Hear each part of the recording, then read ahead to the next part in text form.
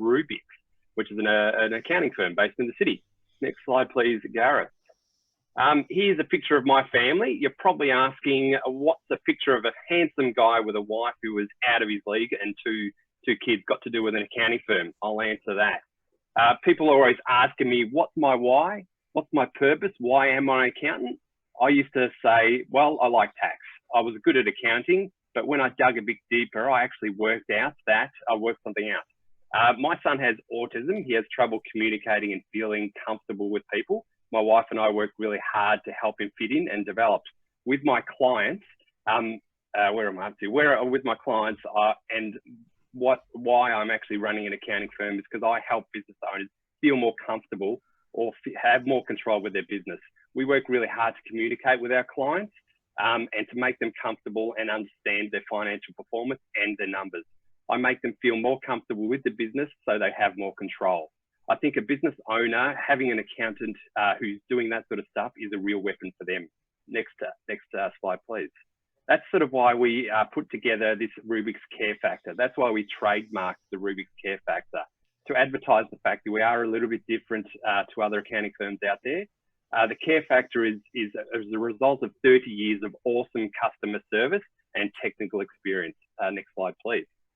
So a little bit about Rubiks. We're an accounting firm that's been around for 10 years now. So I came from a mid-tier accounting background. My business partner came from also a mid-tier background. I've got over 20 years experience. My business partner, Mark Debblejack's got over 30 years experience. We've got 15 staff and we predominantly provide services in the tax, business advisory and asset protection advice. We've got about 370 odd clients, or business clients. Next slide, please. But our business clients actually fall into these sort of categories, either the startup, rapid growth and follow on, depending on the type of advice that depending on where in that business life cycle will depend on the type of advice that we actually provide to them. Next slide, please. But we actually work with additional clients as well. So our clients who aren't actually in the business space. So these can typically be high net wealth individuals, non-residents, and also self-managed super funds. And we did a big presentation yesterday about all things self-managed super funds, which was awesome. We had about 30 odd people there, which is good. Next slide, please. But we also work with bookkeepers out there. Bookkeepers do take the strain of what accountants need. The Rubiks Business Account isn't a bookkeeping firm, but working with bookkeepers is an important aspect.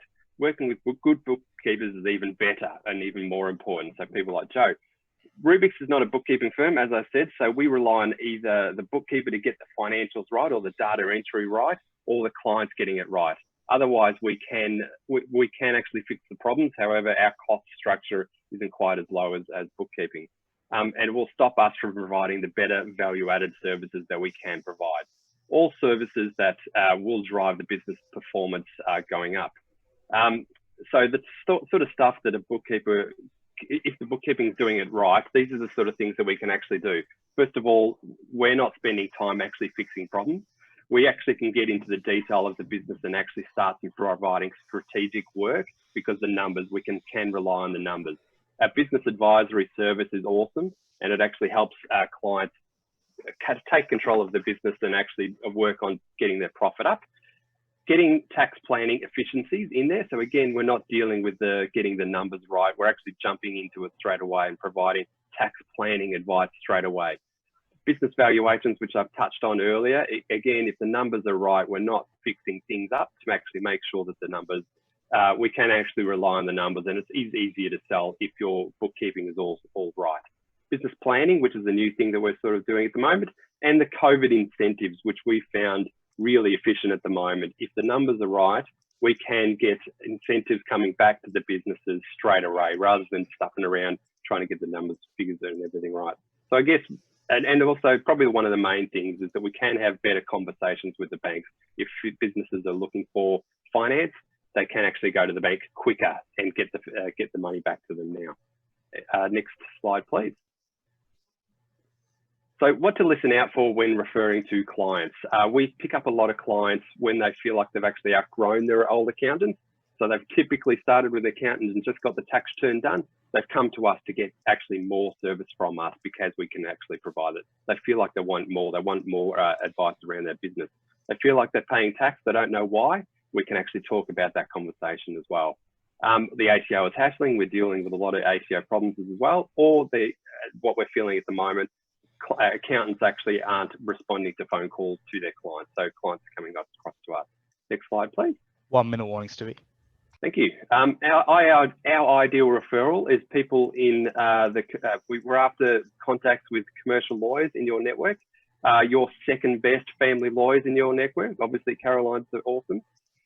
Finance brokers, we deal with a lot of them. We also deal with a lot of financial planners. But the businesses that we're typically after are businesses who turn over $2 million, based in Victoria with 2 to 5 business owners with 15 odd staff, or people in the buildings, construction and medical and IT space and manufacturing. And I think that's it for me.